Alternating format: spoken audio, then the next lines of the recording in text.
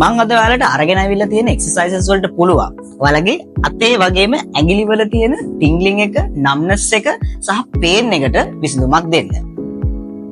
අපේ මේ අල්ලේ එහෙම නැත්නම් මහපට ඇඟිල්ලේ ඒ වගේම මේ ඇඟිලි වල ටින්ග්ලින් එකක්, නම්නස් එකක්, පේන් එකක් තියෙනවා කියලා කියන්නේ කාපල් ටනල් සින්ඩ්‍රෝම් කියන කන්ඩිෂන් එකේ රෝග ලක්ෂණ ඔයාලට තියෙනවායි කියන එක.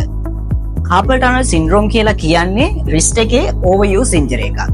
මෙතන මේ තියෙන ටනල් එක යටින් යන මීඩියන් නර්ව් එක කම්ප්‍රෙස් වීමක් නිසා හෝ ඉරිටේට් වීමක් නිසා තමයි මේ කන්ඩිෂන් එක ඇති වෙන්නේ. මුලින්ම අපිට කරන්න තියෙන්නේ මේ තියෙන soft tissues ටික රිලීස් කරගන්න එක. ඉතින් අපිට මේකට පුළුවන් ක්‍රීම් ටිකක් අරගෙන මේ විදිහට forearm muscles ටික ඒ වගේම palm එකේ මෙන්න මේ පොඩි ඇඟිල්ල පැත්තේ තියෙන muscles ටික වගේම මහපට ඇඟිල්ලේ තියෙන muscles ටික සහ මෙන්න මේ forearm එකේ තියෙන muscles ටික ඔයාලට පුළුවන් විදිහට ප්‍රෙෂර් එකක් දාලා හිමීට මසාජ් කරගන්න. මේ මසාජ් එක කරනකොට මතක ඇතුව මෙන්න මේ ටනල් එක තියෙන ඒරියා එක අපි ඕනවට වඩා ප්‍රෙෂරයිස් කරන්නේ නැහැ.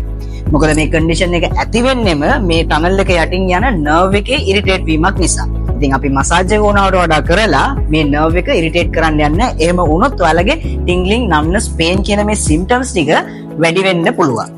ඉතින් අපි මේ ටනල් එක අවොයිඩ් කරලා විනාඩි 3ක් 5ක් අතර කාලයක් හොඳට අපේ ෆෝරාම් එක වගේම අපේ අල්ලේ තියෙන මේ ඇඟිලි දෙකට ක්ලෝස් වෙන්න තියෙන මසල්ස් ටික මසාජ් කරගන්න ඕනේ.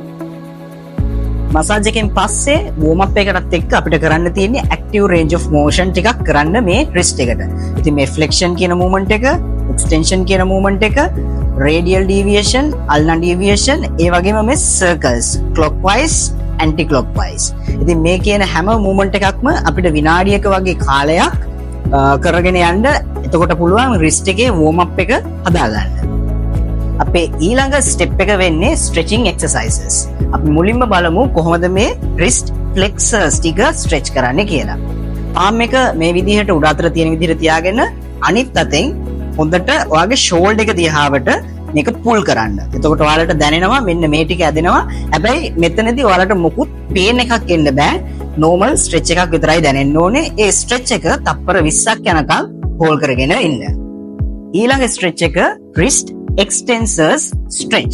මේකෙදි කරන්නේ අත මෙන්න මේ ඩිරෙක්ෂන් එකට තියාගෙන ඇඟිලි ටික ඔයාගේ දිහාවට මෙන්න මේ විදිහට අදින්න. මෙතනදී වෙන්නේ ඔයාලට මෙන්න මේ ඒරියා එකේ normal stretch එකක් දැනෙන එක. මේ stretch එක තප්පර 20ක් අල්ලගෙන ඉන්න. ඊළඟට මම පෙන්වන්න යන්නේ මේ carpal tunnel area එකටම හොඳටම localize වෙච්ච stretch එකක්. මේකේ පළවෙනි step එක විදිහට අපි කරමු.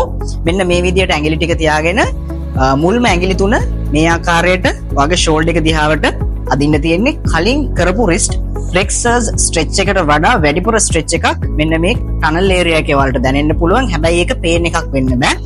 ආයෙමත් ඔයාලට කරන්න තියෙන්නේ තප්පර 20ක් මේ stretch එකත් අල්ලගෙන ඉන්න එක. මේ stretch එක comfortable වුණාට පස්සේ ඊගාව progression එක විදියට අපිට පුළුවන් අත මෙන්න මේ පැත්තට හරවලා ඒ විදියටම මෙන්න මේ ඇඟිලි දෙක අල්ලගෙන ඔයාලගේ දිහාවට අදින්න.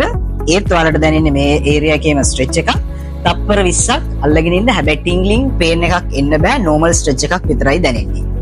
මේකෙන් පස්සේ ඊගාව step එක විදිහට progress කරන්න පුළුවන්. මේ ඇඟිලි දෙක අතහැරලා මෙන්න මේ thumb එක අදින්න. thumb එක ඇඳලා ආයෙත් 20 seconds තමයි hold කරන්න තියෙන්නේ. අපි ඊළඟට බලන්න යන්නේ කොහොමද මේ ඇඟිලි වලට exercises කරන්න කියලා. මොකද මේ ඇඟිලි වල functions කරන tendons ටික එන්නේ මේ tunnel එක හරහා. ඉතින් අපිට දැන් සිද්ධ වෙනවා මේ ඇඟිලි ටික move කරලා මේ tunnel එක පොඩ්ඩක් movement එකක් දෙන්න. එතකොට අර irritation එක අඩු වෙලා යනවා. පළවෙනි step එක මෙන්න මේ ඇඟිලි පුරුක් ටික මේ විදියට නමන දිගාරණ එක. මේකෙදි මේ movement එක ඔයාලට පුළුවන් 10ක් 20ක් අතර ප්‍රමාණයක් කරන්න. හැබැයි wrist එක stable තියාගන්න. ඇඟිලි පුරුක් ටික විතරයි move වෙන්නේ. ඊට පස්සේ ඊගාව step එක විදියට පුළුවන් ඇඟිලි පුරුක් ටික නමන්නේ නැතුව මෙන්න මේ joint එකේ මුළු ඇඟිලි ටිකම නමන්න දිගාරින්න. නමන්න දිගාරින්න ඒකත් 10 to 20 repetitions අර වගේම කරන්න. ඒකෙත් wrist එක අපි කෙලින් තියාගන්න ඕනේ. මේ දෙකම කරන්න පුළුවන් වෙනකොට අපි බලනවා ඊළඟට කොහොමද මේ දෙකම combine කරලා movement එක කරන්නේ කියලා. මුලින්ම ඇඟිලි පුරුක් ටික නැමුවා, fist එකක් හැදුවා. ඊට පස්සේ ඇඟිලි පුරුක් ටික දිගාරින්න ඒක එහෙම්මම තියාගෙන normal fist එකක් හදන්න. ඊට පස්සේ අපි මේක ඉවර කරනවා මුළු ඇඟිලි ටිකම දිගෑරලා. මම ආයෙ පාරක් රිපීට් කරන්න. ඇඟිලි පුරුක් ටික නැමුවා. ඒකත් එක්කම fist එකක් හැදුවා. ඊට පස්සේ ඇඟිලි පුරුක් ටික දිගෑරියා. normal fist එකක් හැදුවා. ඊට පස්සේ ඔක්කොම ටික දිගාරින්න. අපි ආයෙ පාරක් කරමු. ඇඟිලි පුරුක් ටික නැමුවා. fist එකක් හැදුවා. ඇඟිලි පුරුක් ටික දිගෑරියා. normal fist එකක් හැදුවා. ඇඟිලි ටික ඔක්කොම දිගාරින්න. ඕකත් කලින් වගේම 10 to 20 repetitions කරන්න. අපි අන්තිමට බලමු කොහොමද මේ median nerve එක glide කරන්නේ කියලා. මේකෙදි අපි මුලින්ම කරන්නේ අත මේ විදිහට දිගෑරලා තියාගෙන මේ palm area එක විතරක් මේ විදිහට පල්ලෙහාට නමලා දිගාරින්න. බෙල්ල කෙලින් තියාගන්න palm එක විතරක් නමනවා දිගාරනවා. ඔයාලගේ carpal tunnel symptoms සෑහෙන irritate වෙලා නම් තියෙන්නේ මේක තමයි හොඳම විදිය ඔයාලට පටන් ගන්න. ඔයාලට පුළුවන් මේකේ මේ විදිහට 10ක් වගේ කරන්න. මේක කම්ෆර්ටබල් නම් අපි යනවා අපේ ඊගාව පේස් එකට. මේ පේස් එකේ අපි කරන්නේ මේ රිස්ට් එක මේ විදිහට නමනවත් එක්කම බෙල්ල ඒ පැත්තටම බෙන් කරන්න. ඉතින් මේකෙදි වෙන්නේ රිස්ට් එක නමනවා බෙල්ල ඒ පැත්තටම බෙන් කරනවා. රිස්ට් එක නමනවා බෙල්ල ඒ පැත්තටම බෙන් කරා අය මුල් පටන් ගත තැනටම ගෙනාවා ඒත් එක්කම අතේ නියුට්‍රල් පොසිෂන් එකට එනවා. ඕක ඔය විදිහට 10 times වලට රිපීට් කරන්න පුළුවන්. මේකත් ඔයාලට කිසි ප්‍රශ්නයක් නැත්නම් pain free නම් අපේ ඊළඟ ස්ටෙප් එක විදියට අපි යනවා.